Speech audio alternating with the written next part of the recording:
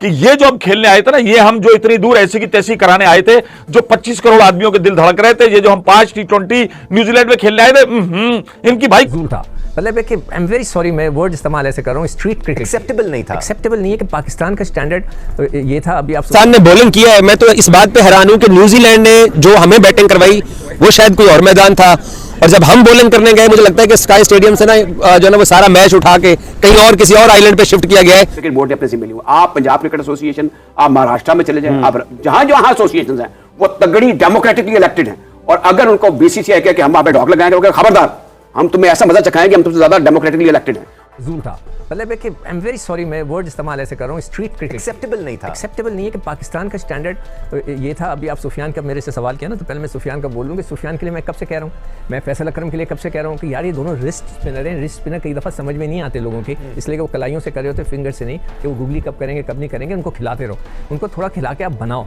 इस तरह नहीं होता कि उनको आपने उठा के रखा हुआ था, वो सीक्रेट वेपन आपने देखा बिल्कुल ही ठुस था, लगता है वो रखे लेकिन उसके साथ भी ज्यादती है सिकू भाई, सारे मैच खिला दिए जाते जिस तरह दूसरों को खिलाए थे। सही है, मगर वो मेरा इसलिए तो कह रहा हूं कि राशिद की बात बिल्कुल सही है, आपको खुद रिजाइन कर देना चाहिए यार। अजहर महमूद को, आकिब जावेद को, जो सेलेक्टर्स हैं उनको, कि भाई हमने बहुत ही ज़्यादा गंदी सिलेक्शन की है, मतलब उसको कोई तो दूर दूर तक नज़र नहीं आ रहा। मैं हारिस की आपको बात करूं, उसने, मैं पहले बॉल से देख रहा था, उसने शुरू के 20 गेंदें खेली, चौथे ओवर की 5वीं बॉल पे वो आउट हुए हैं, तो यानी कि उन्होंने 20 गेंदें जो मैंने कैलकुलेट की खेली, उसमें से 3 गेंदें उन्होंने बल्ले से खेली, या 4 बॉलें उन्होंने बल्ले से खेली, बाकी बल्ले से ही नहीं खेली। करियर एवरेज 13 की है, और इस सीरीज में भी उनकी एवरेज 13 ही रही। दानिश, वो 13 को छोड़ दो, आपने बल्ले से ही नहीं खेली, वो यही चलाए जा रहा है, गेंद मिस हुई जा रहे, फिर एक करके यूं स्वीप मार दिए, एक करके।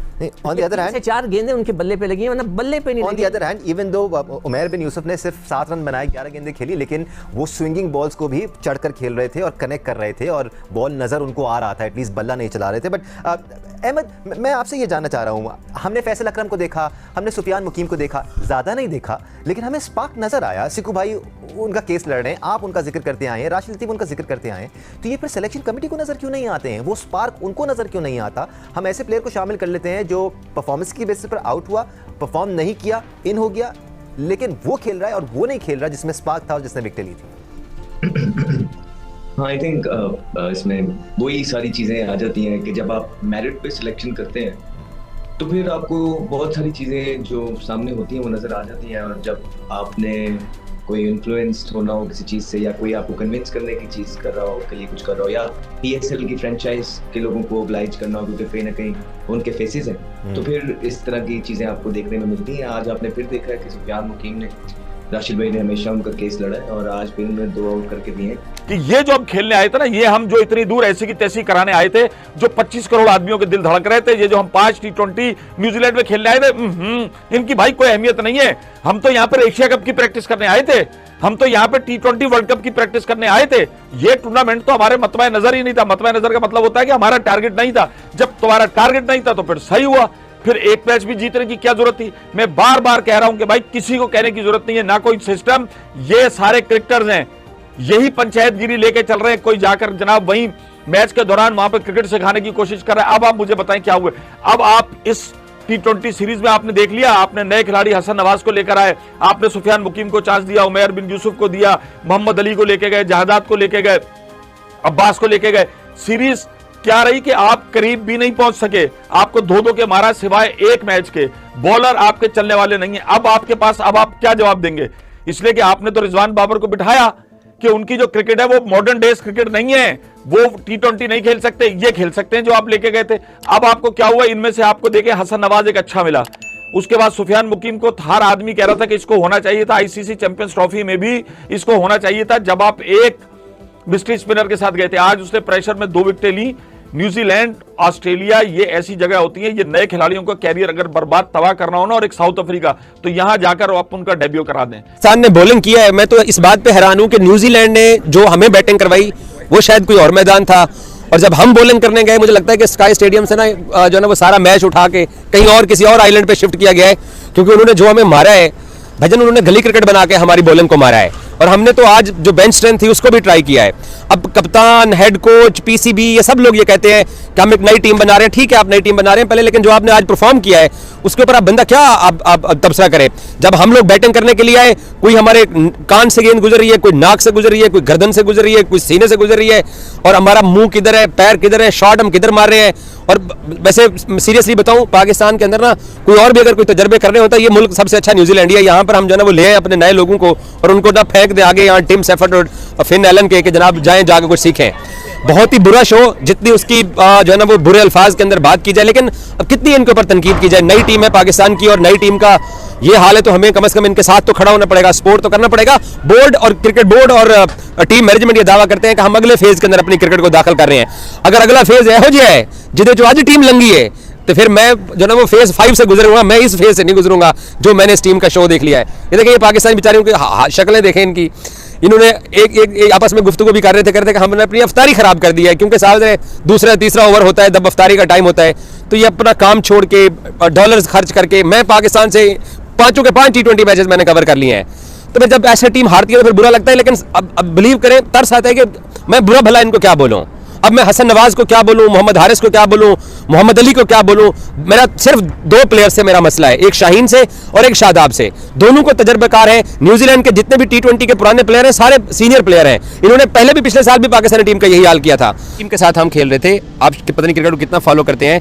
1.5-2 महीने पहले हमने साउथ अफ्रीका में भी 3 T20 लूज किए, उसमें सारे बड़े थे। ऑस्ट्रेलिया गए, 3 T20 लूज किए, उसमें भी सारे बड़े थे। अमेरिका में वर्ल्ड कप खेलने गए, अमेरिका से हारे एसोसिएट टीम से। हम पिछले कुछ अरसे में 18 या 19 T20 में हम 2 जिम्बाब्वे से जीते हुए हैं, एक न्यूजीलैंड से टुल्ला जीते हुए हैं, ऑकलैंड वाला, और एक हम कनाडा से और एक हम आयरलैंड से जीते हुए हैं। हम तो किसी बड़ी टेस्ट नेशन को हराया ही नहीं है। तो आप मुझे बताएं, आप इस बात पे राजी हैं कि मैं वो सारे पुराने प्लेयर टीम में ले लूं? देखिए, मेरी बात जो अभी हमारी पहले बात भी हो रही थी कि हम ये कह रहे थे कि टीम में मसला नहीं है, हमारे इंफ्रास्ट्रक्चर में मसला है। हमारे प्लेयर्स को इन कंडीशंस में खेलने का चांस ही नहीं मिलता। अब हमारी अपनी पाकिस्तान की विकेट्स देख रहे हैं, उसमें कोई वैरायटी नहीं है, सारी फ्लैट विकेट्स। ये पॉइंट है कि हमें अपना सिस्टम वहां से स्ट्रॉन्ग करना है। हमें ग्रास रूट से इम्प्रूव करना पड़ेगा, हमारे प्लेयर्स जो हर कंडीशन को खेल सकें। और मैं तो कोचिंग स्टाफ पे हैरान हूं, कोचिंग स्टाफ ने एक मुझे मैच प्लान कहीं पे नजर नहीं आया। 2007 में जब पाकिस्तान की जो टेस्ट क्रिकेट की पोजीशन थी वो बेहतर थी, तो पाकिस्तान वर्ल्ड कप भी जीत गया T20 का। और उससे पहले भी जब पाकिस्तान की जो टेस्ट टीम स्ट्रांग थी, उसके पास बॉलर भी थे, बैट्समैन भी थे, तो इवन के उस वक्त पाकिस्तान में इतना ज्यादा T20 का कोई माहौल भी नहीं था, इवेंट भी नहीं होते थे, मगर उसके बावजूद जो पाकिस्तान की परफॉर्मेंस थी वो बहुत बेहतर रही है। अब जब T20 फ्लॉरिश कर गया बहुत ज्यादा और हमने अपनी सारी की सारी कॉन्सेंट्रेशन उसी जो 20 ओवर थी उससे महदूद कर दी। हमने अपने क्लब क्रिकेट से लेके अपने स्कूल कॉलेज और अपना जो डोमेस्टिक स्ट्रक्चर है उसको भी इसी T20 में डाल दिया, तो हमारी जो बेसिक जो टेक्निक्स थी वो खत्म हो गई है, हमारी जो इनोवेशन थी वो खत्म हो गई है। हमारे जो प्लेयर्स में जो एक ओवरऑल एक जो टेस्ट होता है, टेस्ट क्रिकेट का जो फर्स्ट क्लास क्रिकेट से आता है, जिसमें उनके स्टैमिना का टेस्ट होता है, उनके इंडोर का टेस्ट होता है, उनकी टेक्निक का टेस्ट होता है, उनकी हर चीज वहाँ पे टेस्ट होती है। वो जब चीज खत्म हो गई तो हमने 20 या 15 ओवर प्लेयर्स को पकड़कर पाकिस्तान टीम में डालना शुरू कर दिया, तो वो हमारा असल डिजास्टर था। अब देखिए कि हर जो क्रिकेट है, जो इंटरनेशनल क्रिकेट है, उसके प्रोटोकॉल होते हैं। आप जो लड़के 20 ओवर के लिए सिलेक्ट करते हैं T20 से, ये टे बॉल से आते हैं, इनका कोई लेवल नहीं है, ये 6 ओवर में आपका मैच खत्म करवा देते हैं। इनको बेसिक एथिक्स और मोरालिटी का ही नहीं पता कि आपने इंटरनेशनल क्रिकेट खेलनी कैसी है। शर्ट इनकी बाहर होती है, इनको शर्ट पहनना ही नहीं आती बेसिकली, तो इन्होंने आगे इंटरनेशनल क्रिकेट क्या खेलनी है। तो इसमें हम डाउनफॉल पे जाते चले गए और इसमें आगे हमारा मजीद डाउनफॉल आएगा जब तक हम फर्स्ट क्लास क्रिकेट को, क्योंकि असल इशू क्या है, अब बार बार मैं क्यों रो रहा हूँ, अब मुझे पता है कि जो फर्स्ट क्लास क्रिकेट है उसके बगैर आप अपना सिस्टम ठीक कर ही नहीं सकते। और जो जब तक इनकम्पिटेंट और पैराशूटर यहाँ पे पाकिस्तान क्रिकेट बोर्ड में रहेंगे, इसके जो पैनल है उसमें रहेंगे, आपकी फर्स्ट क्लास क्रिकेट इंपॉर्टेंट हो ही नहीं सकते। वो इंपॉर्टेंस देने को तैयार ही नहीं है फर्स्ट क्लास क्रिकेट को, उनको यही नहीं पता कि फर्स्ट क्लास क्रिकेट की कितनी बड़ी इंपॉर्टेंस होती है। आपने देखा कि इंडियन क्रिकेट नहीं, क्योंकि पूछने वाला कोई नहीं है, क्योंकि उनके ऊपर कोई प्रेशर नहीं है, उनको पता है कि मेरी पोजीशन जो है ना वो मुस्तकिल है। दूसरा, आपने इंडिया की बात की ना, अब ये सारे दुनिया जहान के गम मैं बार बार कहता हूँ, क्रिकेट बोर्ड ने अपने जिम्मे लिया। आप पंजाब क्रिकेट एसोसिएशन, आप महाराष्ट्र में चले जाएं, आप जहां जहां एसोसिएशन हैं वो तगड़ी डेमोक्रेटिकली इलेक्टेड हैं,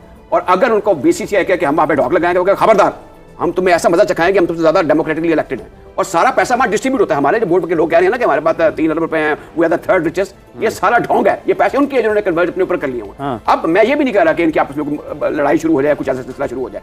जब तक आपके यूनिट जो हैं वो अपना काम नहीं करेंगे, आप टैलेंट हंट शुरू कर देंगे। अब टैलेंट हंट का ऐलान हो गया। अब इसके बाद क्या हुआ कि आपके सिलेक्टर क्रिकेट बोर्ड के जाके रीजन की टीमें सेलेक्ट करते हैं। भैया आपका काम नहीं है, उनको अलाउ करें, उनको डेवलूट करें, और आप जब तक ये क्रिकेट को फैलाएंगे नहीं, उनको कहेंगे अपने अपने हिस्से का काम ना करो, आप कैसे लाखों करोड़ लोगों को मैनेज कर सकते हैं। तो दोस्तों कमेंट्स में जरूर बताएं कि आज का ये वीडियो कैसा लगा। ऐसे अमेजिंग और इन्फॉर्मेटिव वीडियो के लिए वीडियो को लाइक और चैनल को सब्सक्राइब करें। Thank you for watching this video.